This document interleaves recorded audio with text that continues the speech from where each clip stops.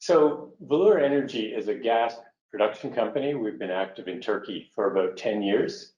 During that time, the company is a public company that's been traded on Toronto, on the main board at Toronto, as well as we've also recently listed in London. So we do trade in the London Stock Exchange. Now, while we've been a producing gas company in Turkey, recently this year, there's been a number of changes. And we believe that's led us to be very strongly positioned as we look at how we'll go forward in the future. So first of all, looking at our industry, it's a very challenging time. We have cash and we have no debt on the balance sheet. The other point is that we have a very experienced executive and board of working internationally in the oil and gas business, and we believe we can deliver value with this money. So looking at how we're positioned for that growth, the first point to make is that we're actually undervalued and trading at a lower price than the cash that we have and the recent deal that we've done. So we believe we're very good value in that way. Further, given the state of the industry right now and the fact that we have that strong balance sheet, we believe we're very well positioned to undertake M&A in the oil and gas space and look to really add cash flow and value as we go forward. And finally, we are still working in Turkey. We still have rights on a deep, tight gas play. We're working with Equinor over the past 3 years. There's been a spend of over $100 million there, and we've demonstrated there's significant gas in place, and we're positioned to go forward still with the appraisal of that play in Turkey. So just reiterating that, we are currently trading under the cash. We're very well positioned with that cash in the current state of the industry to grow. And then looking forward, we still maintain that high option value associated with the gas play in Turkey.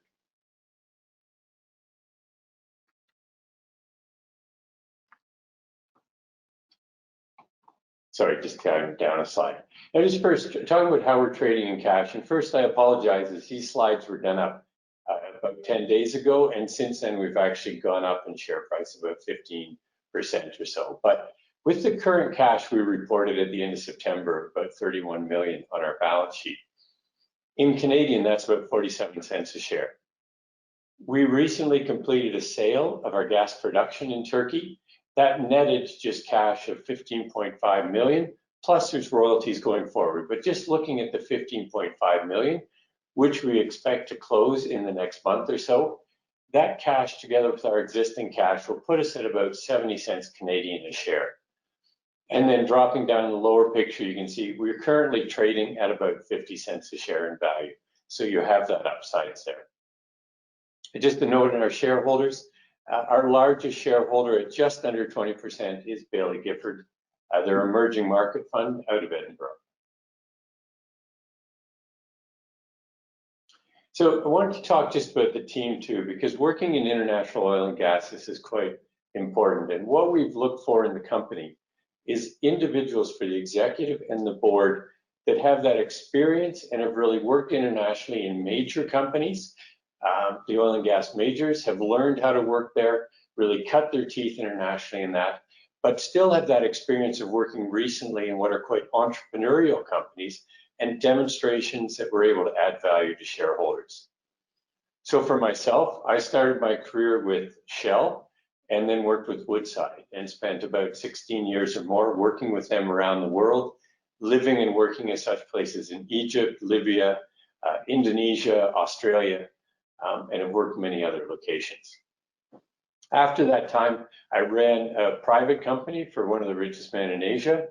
We was about a 750 million EV company. We were doing about 10,000 barrels a day and very active in new business in Asia, as well as in Africa.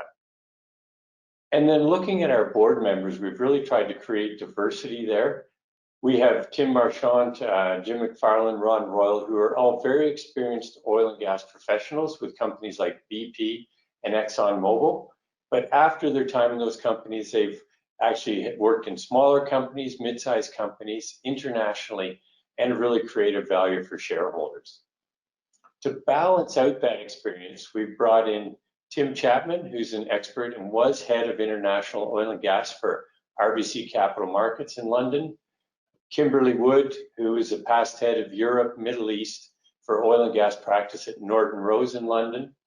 So getting the balance there. And finally, last but not least, Russell Hiscock, who was past president and CEO of one of the largest pension funds in Canada and really brings that investment experience. So just reiterating that point again, international experience, diverse, and that ability to kind of recognize what you need to do to work internationally now from a compliance point of view, from an ESG recognition point of view, and yet still deliver that value return to shareholders. So this year we've been talking a lot publicly about a three-pronged growth strategy. First, we had gas production in Turkey, and we said we wanted to maximize the value of that conventional gas production business. We've been very focused now, knowing that we have the strong balance sheet, on growing M&A in the region, especially seeing as the environment has become more challenging for people, and that we're very well positioned there. And finally, as we noted at the beginning, is that we still hold this large unconventional tight gas asset in Turkey, where we've proven tens of TCF in the ground with the expenditures, and we're now positioned to go for the next phase of appraisal. Now, coming back to the first one on maximizing the value, we recently got an offer for that business, which we believed can convert future cash flows into immediate cash. And we actually accepted that offer, and we announced that sale deal just over a month ago. And we expect that to close in the next couple of months, next month or so. So looking at the growth through M&A, we believe that our industry and our business is at a real time of change, especially for small caps. It's no longer sufficient to produce hundreds of barrels a day or 1,000 barrels a day and tell people you're going to double or grow that production. You need to demonstrate that you can actually grow materially. You need to demonstrate that you have the organization that can actually deliver compliance and ESG factors as you go forward. But it is a very good time to be looking to do this if you have a strong balance sheet. There are many companies out there that are financially stressed, and the cash is becoming a very strong position for us right now. We're looking to leverage that cash that we have into those future cash flows. And that strength of the cash flows is not only on being able to deliver growth through that aspect, but also to return capital to shareholders as may be required through dividends or share buyback at that time. So our focus, we've really talked about a circum-Mediterranean strategy. This is where our board and myself have a lot of our experience and have lived and worked in these areas. We know the regions, we know how to work there. And we also see opportunities, whether it's Eastern European gas supplying into the market there, or good value opportunities we may be seeing in North Africa at this time. So it is the right time to be doing M&A, and we believe we've got the balance sheet in that to allow us to go forward. And I'm not going to harp or dwell on this slide, but this was put together by our advisor, RBC Capital Markets.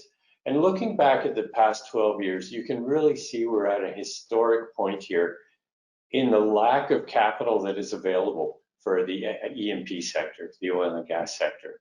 So having cash puts us in a very strong position. Distressed companies need to be looking around for ways to solve that. And that's kind of what we're looking at in these areas.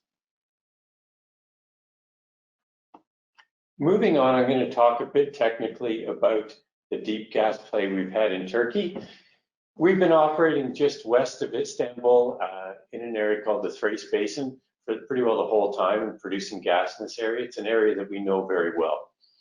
We identified the potential for a deep, high pressure, large gas play.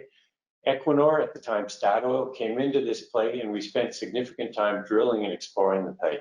But this is quite a large basin of over 40 kilometers long and 20 kilometers wide. We drilled 3 wells with Equinor. They're shown in yellow on the southern edge there.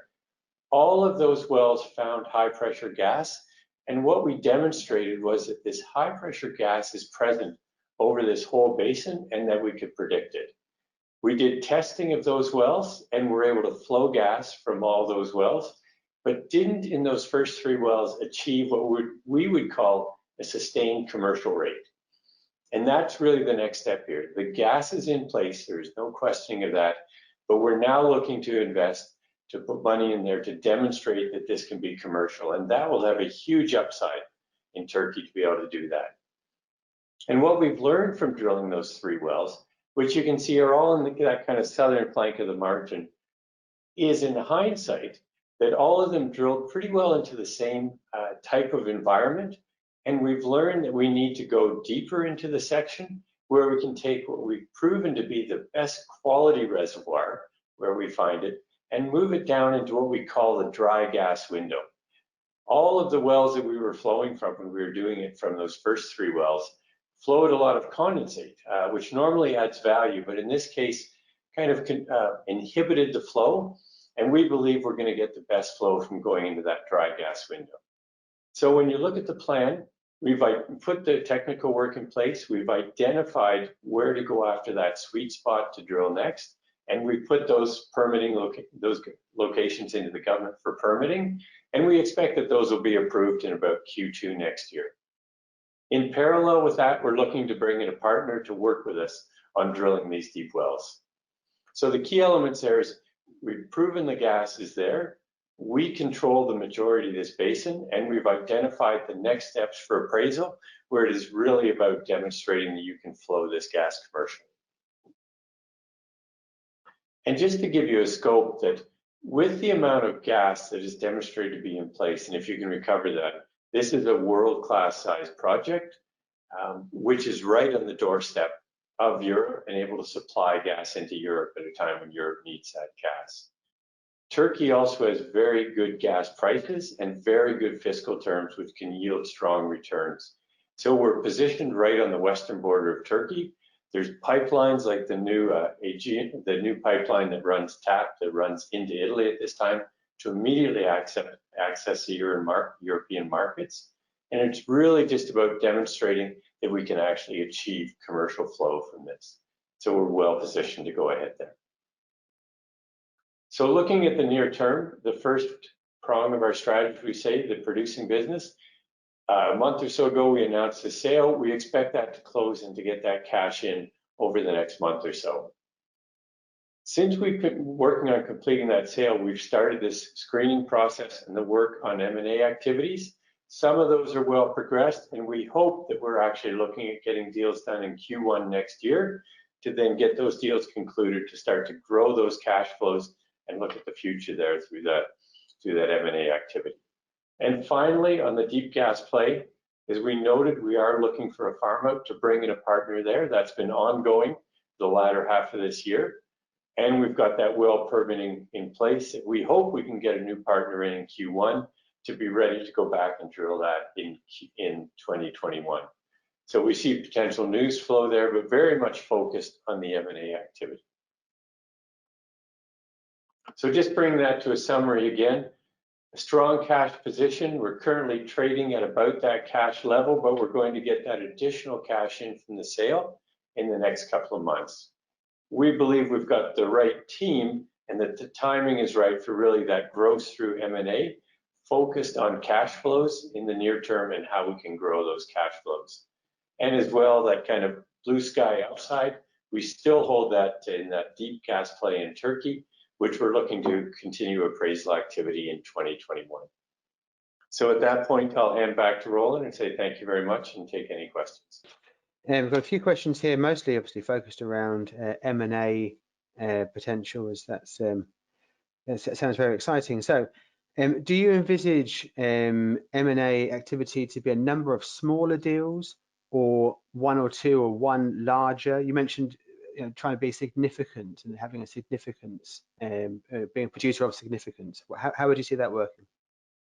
Yeah, we do expect that we would like to be in the deal flow. So the first deal is obviously, going to be a company our size, or let's say slightly larger. So probably looking at deals up to 100 to 150 million US value there. But we do believe that the timing is right to still continue on that growth.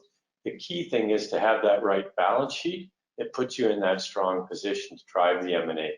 But it is more likely that we'll look at trying to look at companies our size or slightly larger. in our industry now, it really is the right time for consolidation.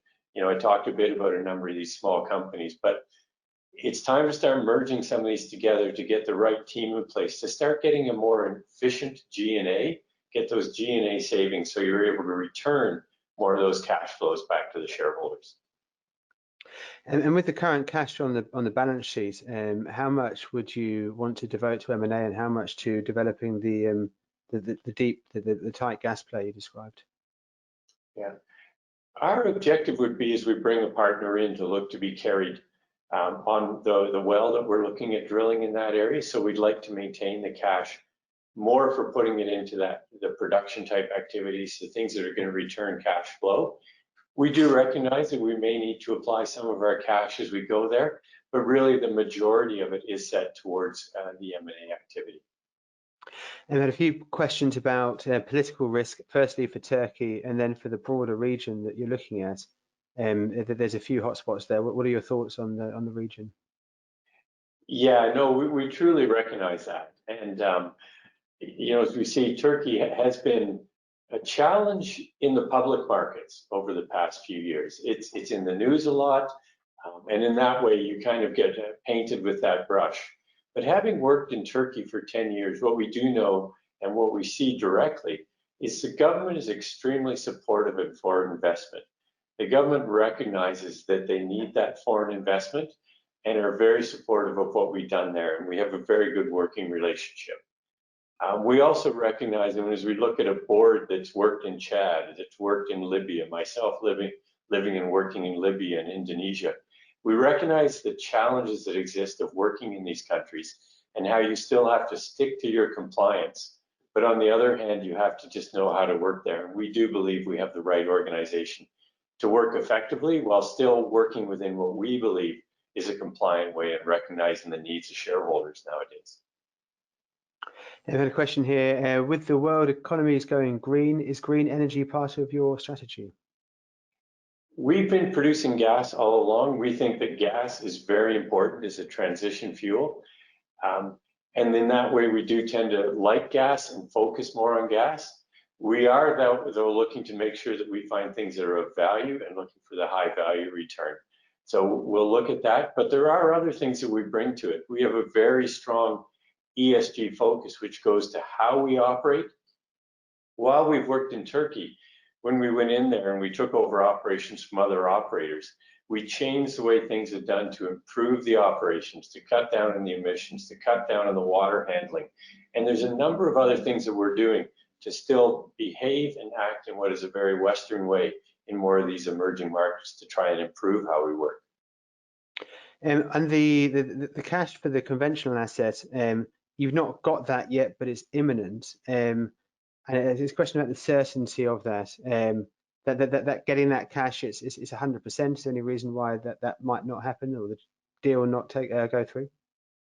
We don't see any reason why it actually won't happen. It's only subject to government approval at this point. And we look at this past year, we've had to interact with the government on a number of factors. When Equinor left, we had to engage the government for them to actually transfer all of Equinor's equity back to us. And that was achieved in a very short time period. The government, when they did that, then also then extended our licenses and gave us more time. So we're able to achieve that. And we do know we've submitted those applications now about a month ago. And it just does take time to kind of migrate to the government. But normally, you know, a couple of months would be normal for those. We really don't see any risk. But again, you know, in any deal, it's not done until it's done. And a question here about the London listing. Why did you add the London listing? I guess what was the motivation for that? Yeah, as a Canadian, but who's worked internationally, international resources have largely been strongly supported out of Toronto, and there's a history of that. And that's why you can see the company initially was set up in Toronto. We've seen that change over years, and we believe that actually London is the right market now for supporting international resources. And that's why we really brought the listing over to that area. The future we see is coming out of London. And have you made many trips over? Have you met many investors? Have you? Very much so. Obviously not in the past 9 months, unfortunately, But prior to that, I was spending a significant amount of my time in London and probably had 150 plus meetings with institutions since 2018, 2019. Very focused on London and the investment community there. We would like to see that we actually get more trade in London. It has been limited because we actually haven't done the raise in London yet. We haven't needed to raise. We've had the cash, which therefore has left very few shares in London at that time. So we would like to see that increase to try and move more of our liquidity, which is very good, over to the London market. Question here, what share ownership do management have? Ownership right now is just over 1%, which is low, but that's because there has been a change in management over the past 2 or 3 years from the initial founders at this point.